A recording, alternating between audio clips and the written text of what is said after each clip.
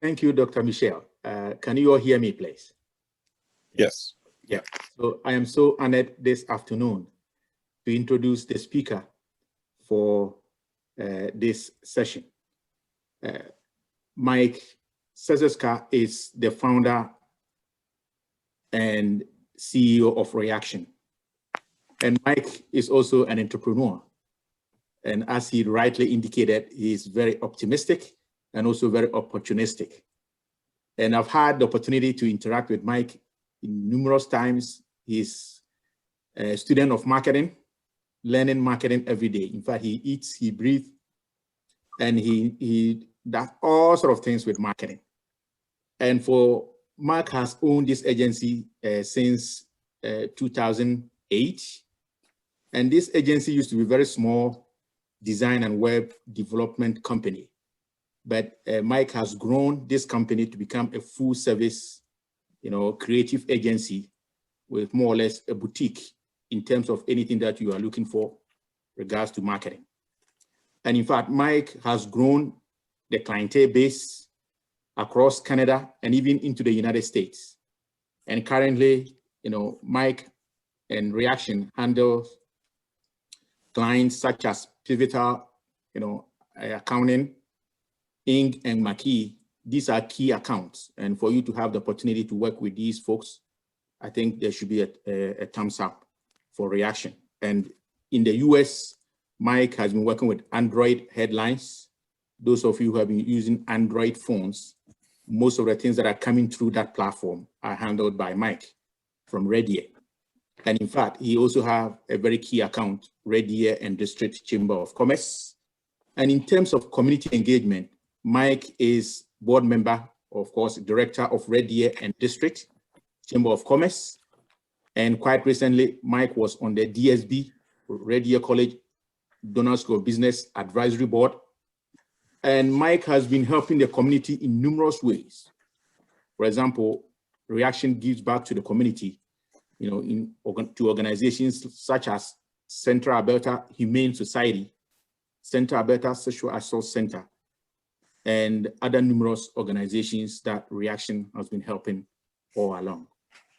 So this afternoon, Mike will be speaking on leveraging marketing communications in times like this.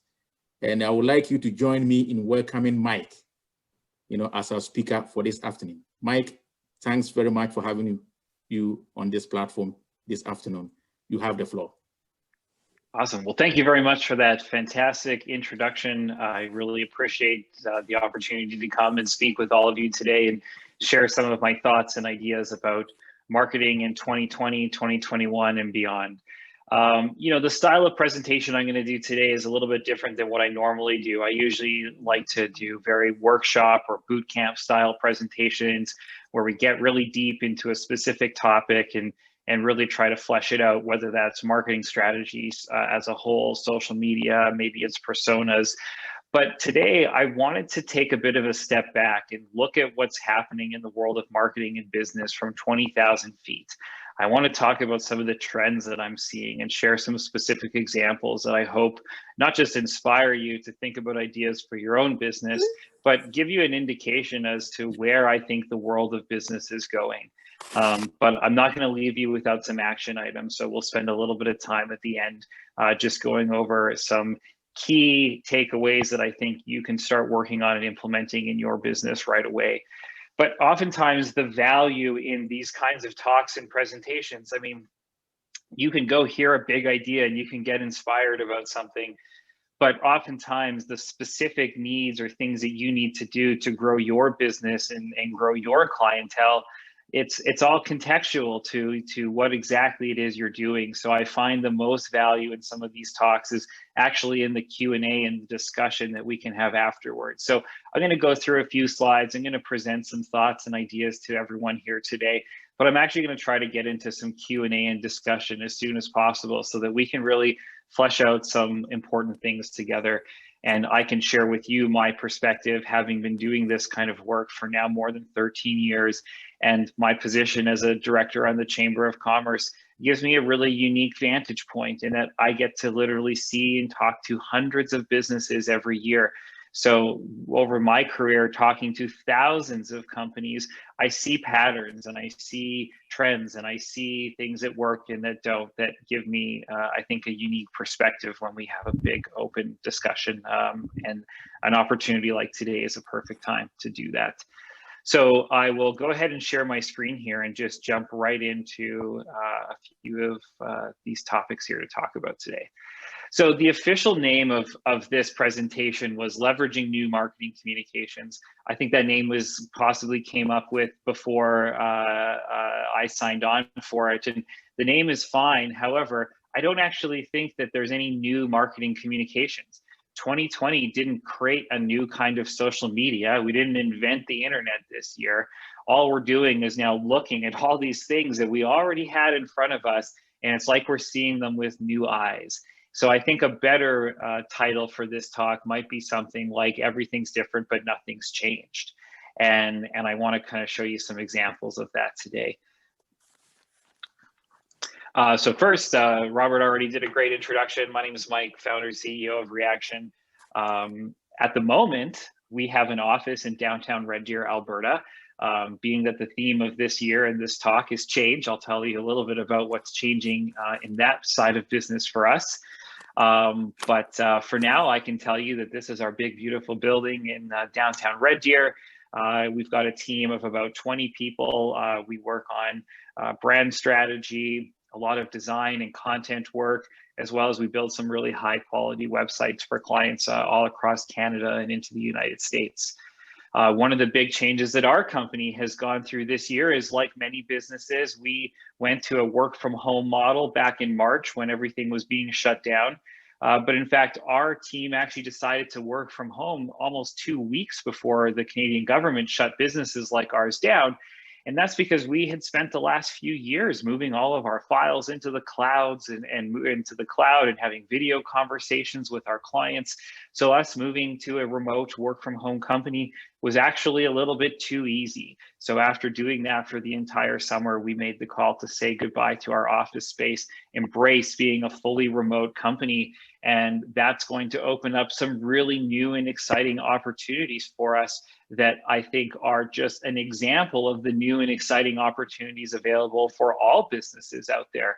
You know, there's a lot of, you can look at this year through a lot of doom and gloom. There are a lot of bad things that happen and a lot of businesses that have hurt and suffered as a result of everything that's going on in the world around us. But as Robert said, I'm both optimistic and opportunistic. I like to find the advantage in every situation. How do I become the one that's on top of this? And we may not be able to control the things around us, but we can control how we respond to them. And I always want to win. And when that's your attitude, then you look at a crisis and you think, this is a terrible thing to waste. And what I really think this year has done is it has given us the permission to do things that we wouldn't have had the permission to do other ways. And it's excelled innovation far faster than anything else that's come before.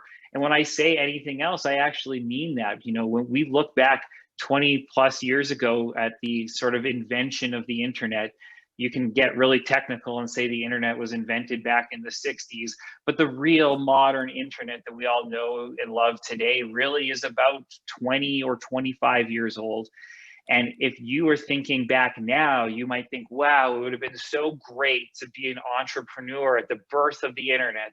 There would have been so much opportunity. I could have started the Amazon of the world. I could have started Netflix. I could have started all of these great companies that wouldn't have been able to exist pre-internet. But it's always easy to look back and think about what could have been done. I actually think that we will look back at 2020 and future entrepreneurs will say, I wish I could have been doing business in the year where everything got to start over. And I think that's where some of this opportunity lies. And it's not in that there's new things to do, it's that there's new opportunities in front of us. So our company, when someone asks me, what do we do at Reaction? Well, we help our clients realize the full potential of their business. And we specialize in working with companies that rely on their digital presence to generate a significant portion of their revenue. So we don't do a ton of work with social media and online advertising and those kinds of things, but those are certainly part of our world. So I have a bit of a unique perspective when I speak about those things, because I'm not really trying to sell you that service. I can speak really from my honest perspective, having worked in this field though for almost over 13 years. So 2020, what a year it has been. And I don't think that any of us could have expected this. I don't think that any business could have prepared for it, but we can all certainly take control of how we respond to it. And, you know, with a lot of things that have happened and changed this year, as much of it, I think some of us are waiting to just go away and go back to normal. And certainly when it comes to social distancing and gatherings and events, that's something I can't wait for to go away and we can start seeing each other in person again. But at the same time, there's a lot of things that have changed and happened this year that I kind of hope don't go back to the way they were before. And I actually hope that this is the way they stay and even just get better going forward. So I'm going to show you a few examples of this across some different categories of business that I think will frame our conversation together here. So the first and probably one of the most obvious changes that we've seen is to the food and beverage industry. The proliferation of food delivery services, whether that's Uber Eats or Skip the Dishes, delivering kind of takeout style food to your house, or even the grocery delivery services that we've seen pop up. The way that we think about ordering and receiving food has fundamentally changed this year. But there aren't new ways of doing it. It's just become more normal to order food that way. But at the surface, okay, great, we're all ordering more takeout food. Is that really such a great thing? But this change goes a lot deeper than that. So for example, there aren't just more takeout and delivery options available. There's not just more places to order from, but we're actually starting to see truly unique and new offerings being created. So example is some businesses are creating date night packages where you're getting everything for two people to eat together. We're seeing family style meals get sent out by restaurants where everybody gets a little pizza, but then they're sharing and some fries and salads. Even into you kind of cook your own meals. I've seen restaurants sending out where you get everything to make a taco night at home, just the raw ingredients, everything prepared, but then you make tacos with your family. And these are all things that technically we could have done before. There was no technological barrier to ordering 2 hamburgers in one order for a date night combo. But we're being challenged now to think of new ways to promote and sell the things that we already have. My wife and I are part of a farm share where we pay at the beginning of the year and we get a share of vegetables every week. One of the things that farm share started doing this year was giving you the ability to add additional vegetables to your order. So we were essentially using this to augment our grocery purchasing. And it's not just in the way that you can order food that's changing, but it's actually the business model behind the entire food industry is moving forward.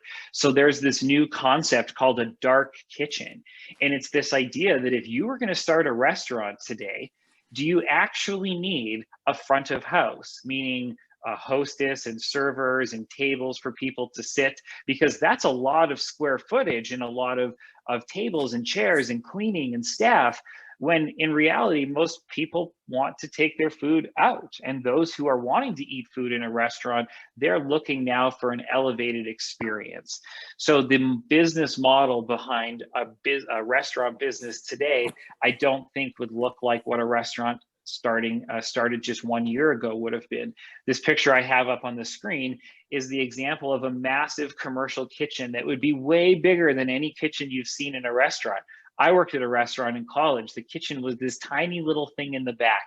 But now the idea that the kitchen should be the biggest part of the restaurant and that you need quick places for your takeout and delivery drivers to be parking and grabbing their food and quickly going.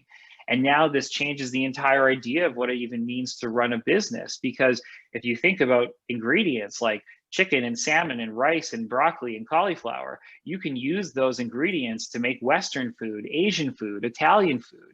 So rather than one restaurant having all of those on their menu, You can now, as a business, run an Asian restaurant, a Western restaurant, an Italian restaurant, all out of the same kitchen. Different logos, different branding, different menus, but the same chefs using the same ingredients to prepare these different meals. That is an innovative model for food that we're seeing happening everywhere, but it's not anything new. We could have done it last year. The other big trend in the food industry is cloud kitchens. This is a concept where you would start a business and you're effectively renting a shared space inside of a very large kitchen. So a big company builds a huge commercial kitchen and you rent a small space in there to operate your business out of with shared resources amongst all the different restaurants operating in there. This is called the cloud kitchen, and it's a new model emerging in restaurants. And it's not just happening on the back end of how food is cooked. This is things are changing in how food is ordered. A friend of mine owns a restaurant in Red Deer. They've switched to this model, which you may have seen, where if you've been out to a restaurant or pub lately, there's QR codes on the table, and you scan this code to pull up the menu on your phone, and you're actually able to put your credit card in, open up a tab, and then you order your food right through that app. And then when you're ready for another beverage or some dessert, you're going right in the app and just pressing the button of what you want, and someone brings it out to your table. This isn't something new. We could have done this last year, but for some reason, businesses and restaurants didn't think they had permission to remove the server. They call them food runners now. So now one food runner can serve 5 times the amount of tables than a server could, because they're not dealing with taking orders or the payment or anything like that. This provides a better experience for the guest because you get to order whatever you want. You don't have to wait for the server to come around. Nobody's interrupting you while you're having a great conversation to see if you need a refill. We've actually elevated the customer experience by removing some of the people from it. And it's not to say that this is all about automating everything and getting rid of jobs. It's about businesses embracing the fact that we need to give customers an elevated experience. I'll move away from the food industry for a minute, and I'll talk about Zoom calls like the one we're on right now. We've had video calls and Zoom calls for a decade. We've been able to do this kind of conferencing. Maybe our internet speeds weren't as fast, but then I asked myself, what's really changed this year from last year? And the only answer is that having a Zoom call like this is now so much more acceptable than it was before. It's become normalized. So now what we're able to do is have business meetings with professional services. So your marketing company, your accountant, your lawyer.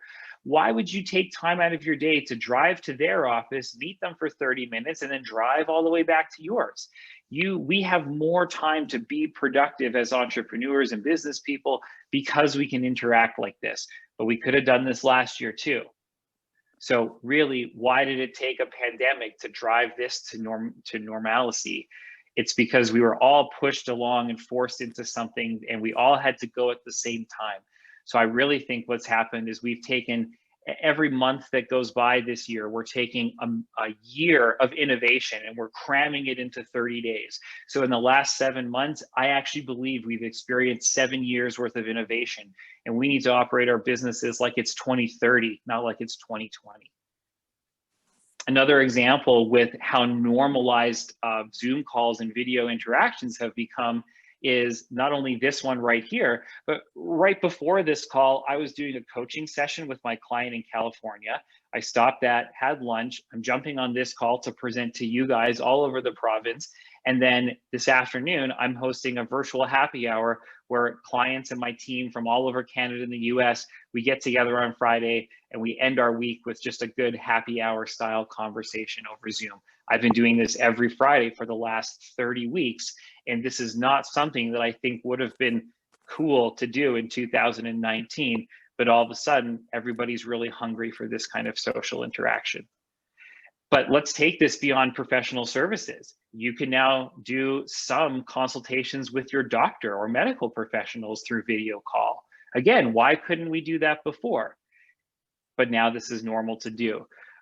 We're seeing this happen with real estate agents and doing more and more of the pre-consultation and even some of the home tours being done virtually. One of my good friends is the sales director for a large home builder. And he told me that this year, They actually sold 2 homes over $600,000 to customers that they had never met before and had never seen the homes. These were customers that were relocating from out of province to Alberta. They were able to meet these clients virtually through Zoom, build a relationship with them, work with them to build out their home plans, and then they created 3D models like this, and they got their clients experiencing their home in VR, and they were able to sell over $1.3 million in real estate without ever even meeting the customer. When you start to think about that being a possibility, you have to ask yourself, where should you be marketing your business and who is your potential customer? And then the other space that I see really exploding right now is virtual events. And I actually don't mean virtual events like this. I think that the idea that we're going to put on VR goggles and be in a room together with some kind of avatar, this will happen one day. I see an enormous amount of progress, but that's still out there in the future because the technology hasn't quite caught up to what we would need to satisfy the experience that this is promising. But what I have seen innovate in the virtual event space, this is from a local business in Red Deer. They typically do an annual fashion show. This is a women's clothing store, and they typically do an annual fashion show. So what are they doing this year? They're still going to do the fashion show, but you get to buy a ticket at home. So what they're going to do is send you this charcuterie board that's put together with local food products. They're going to give you 2 bottles of wine and this e-ticket to have what they say right here, a girls' night in.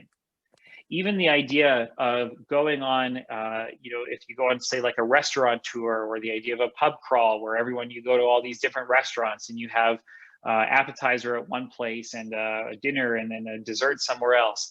This type of experience is being flipped upside down. And now the idea is you bring everyone to your home and you bring a chef in to cook those meals for everybody there. Probably costs the same, but it's actually a different experience now because it's more intimate. You're not traveling around. And I don't think that these are things that we needed a pandemic to want to do, but the world really wasn't ready for this yet. And now it is. Even the symphony orchestra, perfect example. My sister-in-law is an annual season ticket holder to the Red Deer Symphony Orchestra. The Red Deer Symphony Orchestra made the call to suspend their season this year, so they didn't sell season tickets at all. What that's going to do for the funding of the organization is it's going to have a lot of impact. The Calgary Philharmonic decided to sell e-tickets this year. So last weekend, my sister-in-law and my brother came over. We all ordered food from a local restaurant that delivered it to us. And we sat in my dining room and we watched the symphony orchestra on TV while eating a delicious food and having a great conversation. This was an amazing night and an experience for the 4 of us to have. And it's not an experience that would have been available to us last year. And the Calgary Philharmonic got a customer in Red Deer that they never would have had. And then the last couple of things I'm going to talk about are things that are more related to the customer experience and expectations we have. So this year, for the first year ever, they're doing tap to pay for a poppy. And I have felt that the idea of dropping a physical coin or money into a box to get a poppy for Remembrance Day was antiquated years ago. And now you can walk up to these boxes. They don't need a volunteer to man the table. And you can just tap this and you can make your donation.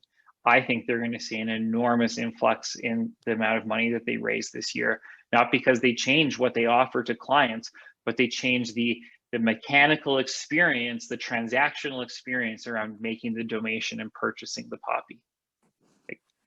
Another example that's more real world is what Nordstrom's is doing in the US.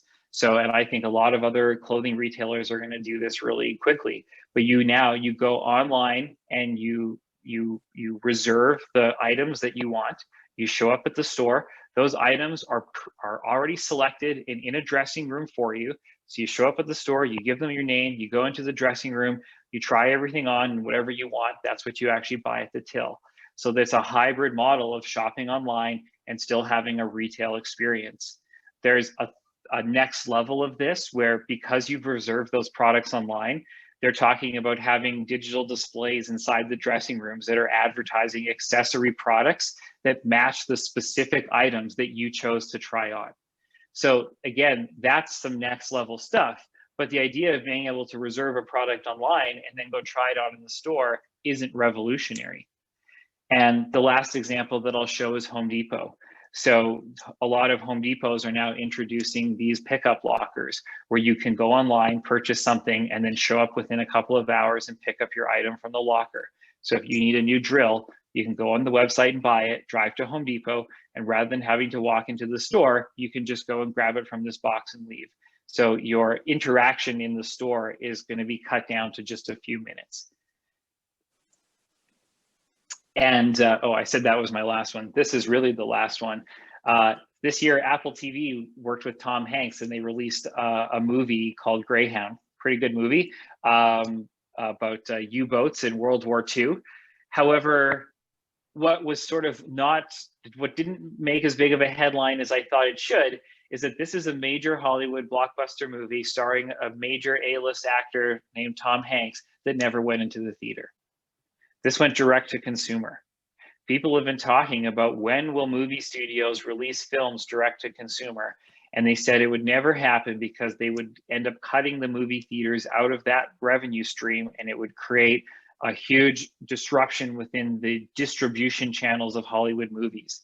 COVID gave us permission to break the norm, and now we're going to see, even Disney has announced that they will be committing to future direct-to-consumer releases of their upcoming films because they no longer see the future of cinema happening in the theater. And that's because as consumers, our expectation for experience is changing, and we want to be served in a more direct and more engaged way. And I think when customers do go out to eat at a restaurant or they attend an event, we will truly be looking for an amazing experience. Otherwise, why would we go out to this thing? I think of galas and events and fundraisers that I've went to that really weren't that good. It was just a sit down at a table with an average meal and a couple of boring speakers, a silent auction, and everybody leaves. You feel good that you contributed to some organization, but now the thought is, did we even need that gala, or would everybody have still contributed the same amount just to support the organization? So now if you're going to host a gala or an event, you have to truly create a very engaging experience for the people to come. Otherwise, you're competing with other types of experiences like attending the symphony at your home. So even though these are a lot of new ideas or new innovations within the business world, these really aren't that new. And that's because I fundamentally believe that the way business is done today is the same way business was done 100 years ago. If you are going to be opening up, let's say, a local butcher shop in your small town in 1920, how would you build that business? Well, first, you would need to get people to know that your butcher shop exists. So you might volunteer at a local organization. You might put up some posters around town. But the next thing is you need to have a product and serve a product at that butcher shop that people in that community wanted to buy. And then you'd have to provide them with a great experience when they came into your shop. You'd remember their name. You'd know how they like their steaks cut. You'd ask them how their kids are doing. And you would create a meaningful relationship with them. Those are still the same way those are the same foundations to building a business in 2020. It's just how those contextually map to the world that we live in is what's changed. But if we think that this is something brand new, then it's scary. If we think that this is just the same old thing being done a different way, it feels like there's a lot more opportunity out there. So out of all of these ideas that I showed you, there's really three themes that I see throughout all of them. And the first is creating know, like, and trust with your audience. This is kind of a cliche marketing term, know, like, and trust, but it really is true. For anyone to do business with you, they first have to know who you are, then they have to like you, and then they have to trust you. We can do that in much more digital, scalable ways today. The second thing is that we need to be providing a product or service that people actually want to buy. And I mean, this sounds kind of obvious, but I think in 2020, we need to really sit back and look, is what we're selling, is what we're providing actually what people really want today? Or is it just what they always have expected that they would get? And I think that's what we saw in a lot of these examples, is that businesses that truly thought about, how does somebody want to order food? How do they want to watch the symphony? How do people really want to consume this media that we're producing?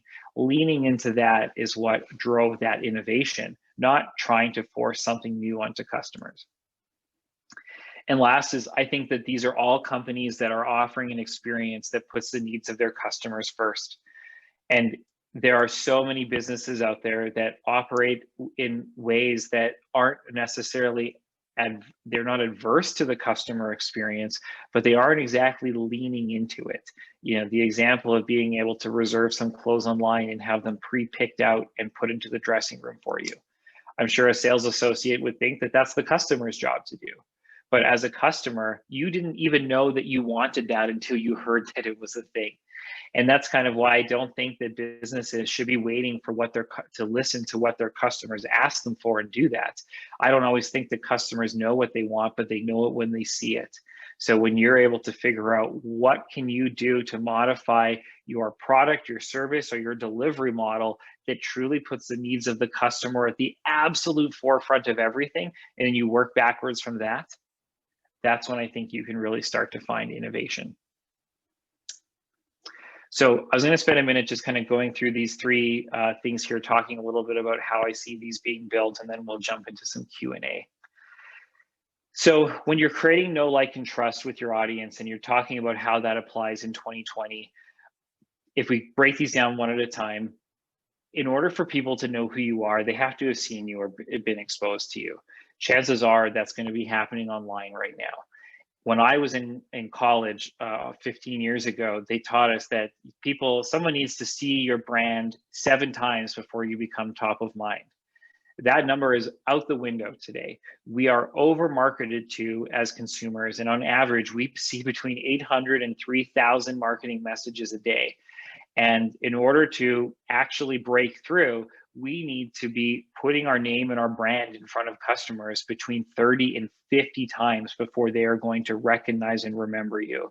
So this is why being involved in social media and having high frequency, producing videos, talking on a webinar like this, sending out emails to your customers, it's not any one of those things that becomes the silver bullet. It's actually the aggregate of all of those things together that create an enormous amount of touch points and potential opportunities for people to be exposed to your business. So that's how we build know. The way that we build like is by being likable. And I realize that that sounds like how do you do that? Well, a big part of it is actually knowing who your most ideal customer is, so you're able to speak and talk to them in a way that feels like it's just for them. And building trust with your audience is done through demonstrating your expertise. This can be through having great reviews online, showing case studies or examples of other customers you've helped or what work you've done for other people, and also just authentically helping people. One of the things that I did this summer is I basically offered free coaching calls to anyone who needed help with their business. And through that, I talked to close to 100 businesses over a 4-month period. And I guarantee that I built trust with a lot of them, because I wasn't doing this to sell them something. I was doing it to help their business. And when you come and when you approach things from that point of authenticity, then people will start to trust you, just like they would do in real life. If you needed help from a plumber, and a plumber comes to your house, he tells you exactly how to fix that problem, he may have lost the job, but you really trust that plumber next time you have a problem or when your neighbor needs some help. So this isn't new. The channels that we're going to do this through is new. In terms of providing a product or service that people actually want to buy, I think this can be done through you have to have a lot of contact with your customers. They may not know what exactly to ask for, but it's important to understand what keeps them up at night, or what would motivate them to not do business with you. Why would they purchase from your restaurant? It's not because they're hungry. It's probably because they're too busy, or they're stressed, or they're bored with the meals that they've been making. When you can start to find the deeper reason behind why people do business with you, that's how you're able to make sure that your products and services are most aligned with what customers actually want. And in terms of offering an experience that puts the needs of the customer first, I think you just have to reimagine what a customer experience within your industry could look like, and you have to break down whatever preconceived thoughts that you had. You know, my agency, our customers have always been able to text us and things like that, but we doubled down on that, providing text numbers to all of our account managers. We have live chat for all of our customers. We're doing a weekly happy hour so they can come and hang out with us and spend their Friday afternoon wrapping up their week with our team in a casual environment. These are all things, you know, my customers don't need a weekly happy hour, and I don't make any money from doing that. But I know that my customers are business owners and they're stressed and they feel lonely and they want to talk to other people who are in the same boat they are. That's how I'm putting the needs of my customers first. So I'm going to leave you with a few slides here. We can actually send these slides out to you guys, so if you don't want to take all these notes, but I want to give you some specific things to think about and work on. So top of the list, I absolutely think that every single business needs to find their niche right now. This has been said for a long time. I'm probably not the first time you guys have heard this, but in 2021, businesses who exist in the middle will not survive. And what I mean by that is you cannot be everything to everybody, or you will end up being nothing to anybody. People are looking for businesses that are built for them and their needs. If you're a real estate agent, I'd be finding out what is the exact kind of customer you want to work with. Couples with young kids, retirees, first-time home buyers. You may end up working with all of those types of clients, but you better pick one that you're going to market to, because we are living in an age of choice. People can evaluate their options and see what they have available to them with just a few minutes online. So we need to make sure that our businesses are hyper targeted towards a very specific kind of customer. You will leave business on the table. You will come across customers that you could work with that you won't anymore. But when you think back to that comment about how much wider of a net you can cast, you should be doing businesses in more places, not with more kinds of people. And I think that when you start to think this way, even the definition of community starts to become up for grabs. Every business says they need to contribute to their community. I agree with that. But what is your community? Is it the place that you live, or is it the group that your most ideal customer belongs to? Next, I think all companies need to start embracing new service delivery models. I think we need to be thinking about new foot in the door offers. It doesn't matter what you do, whether you're a hairdresser or a realtor or marketing consultant. People are, they want to, if they're going to try something new right now, we need to provide an easy way for them to experience our business without having to fully commit. So in the marketing world, we call this a foot in the door offer. So it could be a smaller package, or think of it like a sampling. It still costs money. It's still an official thing that you're being paid for, but it's a new way to get customers experiencing your business without having to fully commit. Think of it like your first order is half price kind of thing at a restaurant. I think we need to be going all in on creating digital channels for our audience. So whether that's texting, live chat, weekly calls, people don't want to phone and talk and wait on hold and go through that old process anymore. Even I think about, I upgraded my internet connection. That would have been the most painful thing to do, calling Shaw Cable and sitting on the phone for that. I did it all through live chat, and I have a better feeling about Shaw Cable customer service now that I know I can chat with them online.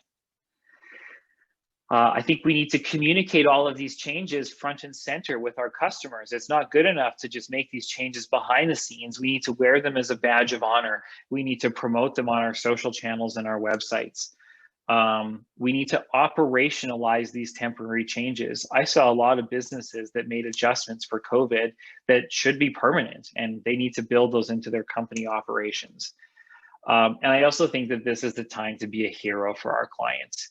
If there's something that we can do for someone that puts us into that hero status for them, even if they can't do business with us right now, this is creating goodwill that's going to come back to us many times over in the future. And I think we need to start thinking about our customers more like fans. How do we get people to be raving fans of our business, not just clients that give us their money? And I think all of these other things feed into that. And one of the best ways is to start thinking of your business like a media company. Whatever business it is that you're in, your actual business is only half of that. So if you're a manufacturer, your business is only 50% manufacturing. The other 50% of your business is talking about manufacturing. So your newsletter, your social channels, your podcast, your videos that you could produce on YouTube, these are forms of content that turn your business into a brand and turns your marketing into a show. It's about being the show, not the commercial. So those are some big ideas. And then a couple of real specific takeaways that I'll leave you guys with, because I always love to give you a bit of a checklist of things to do. Top of the list is start creating pillar content. So start shooting videos, writing blogs, chop those up into smaller pieces of content. It's going to help you up that frequency on social media. I think it's very important to make sure that all of your products and services could be found online. If you're an accountant, you can't just say you do accounting work. You have to list the kinds of accounting that you do or the very specific services you offer, because people will be Googling and searching for those things. They are not going to call you to ask you if you can do those things. If one of your competition has a more clear, call it menu on their website of what they do, they will likely get the business. I think this is a great time to be reaching out to past clients and building up your Google reviews so we can increase that trust factor for new clients. And I think it's extremely important to audit our existing websites for content and search engine optimization. If you can't be found on a search engine today, you're in big trouble tomorrow. And last, just a couple of ideas here is I think it'd be very valuable for all businesses to start thinking about creating private groups or networks around their customers that they are able to invite new customers into so that they feel they're part of a community. I think that all businesses need to work on their digital sales pitch. It doesn't matter what you do. If you're an insurance broker or a custom home builder, it's very likely that your first interaction with a new customer is going to be over Zoom now. So you need to get very good at your digital sales pitch. You need to think about what's in your background. Does that reflect your brand, your image, the way you want to be seen? Are you wearing branded clothes? Do you have a presentation deck that walks through your services and your process and the next steps? Are you ready to go with the proposal? Because this is digital, it's fast now. And I think that this is a great time to start paying attention to a lot of the analytics that we weren't looking at very frequently before. And last, this is the time to poke, prod, and test. We have permission to do things that we could have never done before. And if it totally doesn't work out, you can just say, well, I had to try it because of COVID, and everyone will go, oh, okay, that makes sense. We have an enormous free, call it the wild card. We've got free reign to try some crazy things with our business. And now is the time to do it. That's all I got for you guys today. Robert said 30 minutes. I think I kept to that, maybe a little longer. But yeah, happy to hang out with you guys here on Zoom for a little bit, answer any questions that you might have. And even if there's some real specific things about your business you want to get into, I mean, let's do it. I think that's where some of the real value can come is having this kind of dialogue. And thanks again for listening to me. I really appreciated the opportunity to share some of my thoughts with you today. Thank you so much, Mike. I'm inviting questions. You can either write your questions in the chat or raise your hand so that you can ask the questions. We have somebody, Renee, is managing the chat for us. And you can either write it down in the chat or you can raise your hands and to comment or to ask questions. Just a comment. Yes, yeah. I just wanted to thank you very much for hosting this, and I wanted to thank Mike for his fantastic ideas. I've always been extremely interested in marketing and all of its nuances, and I think you've reinforced the fact that we need to be continually innovative in all of our aspects of marketing. So thank you very much for both the School of Business for hosting this and for Mike sharing your very successful thoughts. Yeah, I'm glad you got some value out of that. I think there's, Business is always about change. If you stop innovating in business, you're just not going to be in business very long. I think that's there's always going to be someone who's younger, faster, smarter that's going to come in and take your lunch. And I think that what 2020 has done is it just leveled the playing field. If it wasn't leveled already, it certainly is now. And I've seen some brand new companies pop up doing something that puts the customer's needs first in a way that a big company just couldn't because they were too slow to move. And I actually see the opportunity for some small, nimble companies to, I think we're going to see some really big companies in the next few years that started this year. Yeah, I agree. The questions? Mike, I have been taking note, and once you said, I write down a couple of excellent ideas you're making. You said everything pretty much in terms of product or service can be old, but the way you deliver it must be innovative. Is that right? Yeah, it's exactly right. I mean, your product or service may not need to change at all. I mean, if you're I'm talking with a mediation consultant and a psychologist right now, call them professional service providers. They're not doing a different kind of psychology or a different kind of mediation. What's different is they're getting more requests from Google than ever because people are Googling their services than they did before.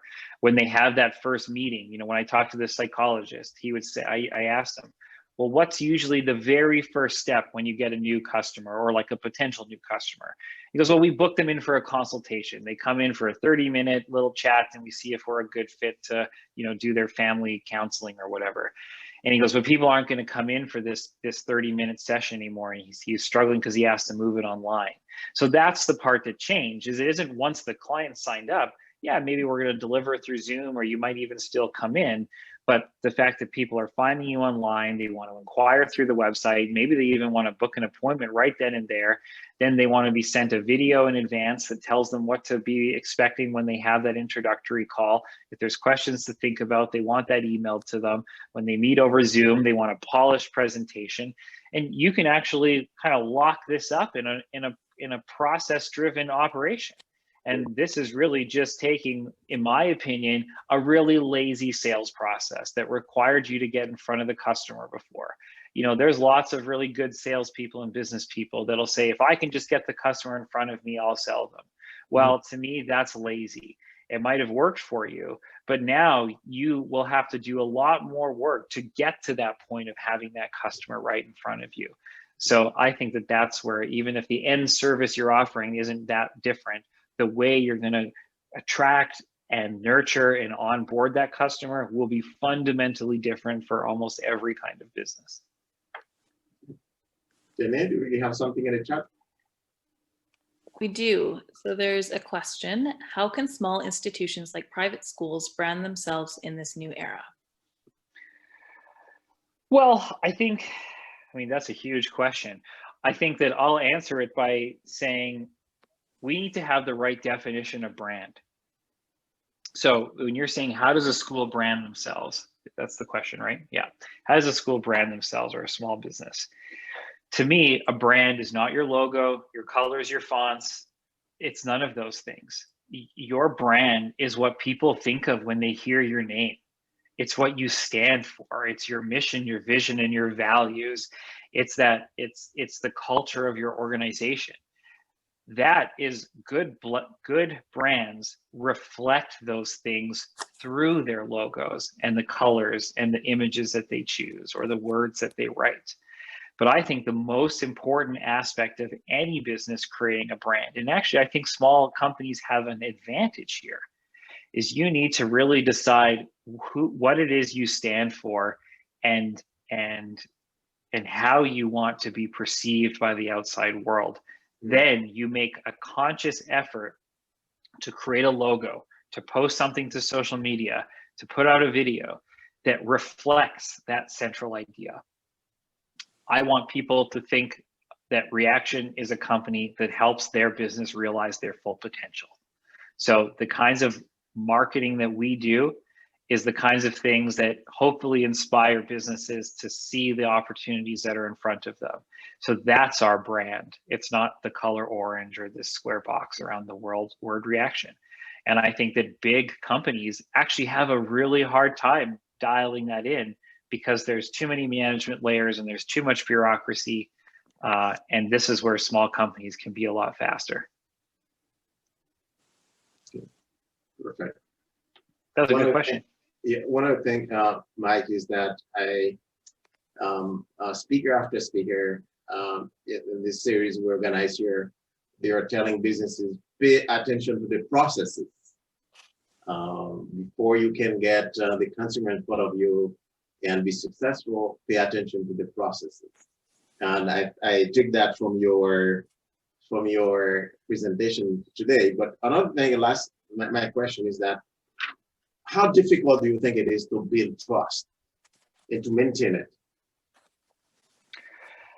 Well, yeah, you know, on the point of process, I'm crazy about process. Like I love process. I think most I think good entrepreneurs have kind of a weird obsession with processes.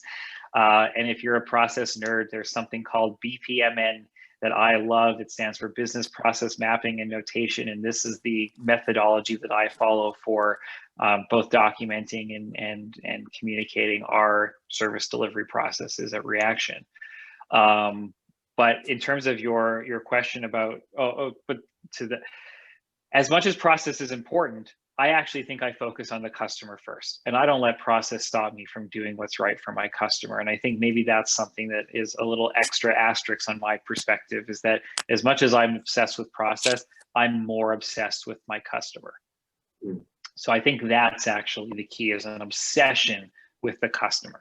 Mm. And that drives process, not the other way around. In terms of how do you build and maintain trust, I actually think it's quite easy to build trust. And I mean, maybe that's just because I'm a friendly Canadian and do and market for lots of Canadian companies. But I feel that most people, they kind of trust you until they have a reason not to. And I actually sometimes think that it's harder to keep someone's trust than it is to get it in the first place. But in terms of how you get it in the first place, well, it's actually quite simple. People want to know that whatever they're looking for from you, you've been able to successfully do for somebody else before them. That's it. People just want to know that it works. And that's the joke in the marketing industry, is that everybody wants a custom solution that's been proven to work for someone else.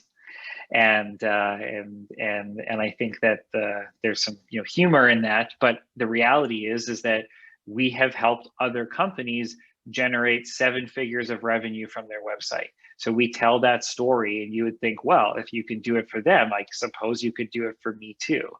And the same thing goes for testimonials. If you hear other people say, oh, I love this real estate agent, or this dentist is so friendly and they're so good at what they do, other people hear that and they think, well, if that person liked them, I must too. So we call this social proof. And I think that form of social proof is incredibly valuable today.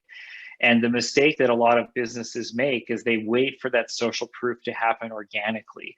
And this is where you as a business need to control the narrative. You need to seek those testimonials out. Some people don't like writing testimonials, so you offer to write one for them and say, is this okay? Would you be okay with this being your testimonial? And then you put that on your website and you get it posted on Google, or you ask people to share these case studies about their business if you did something for them. So I think it's creating an enormous flood of social proof that exists all over the internet, on Google, on your website, on your Facebook page, everywhere. You want to go to a business, look at their Instagram account and see in the comments people just talking about how much they like that product or business. And that's kind of infectious. So I think that people generally trust the opinions of others. So that's probably the best way to initially get trust. That's why I think it's kind of easy.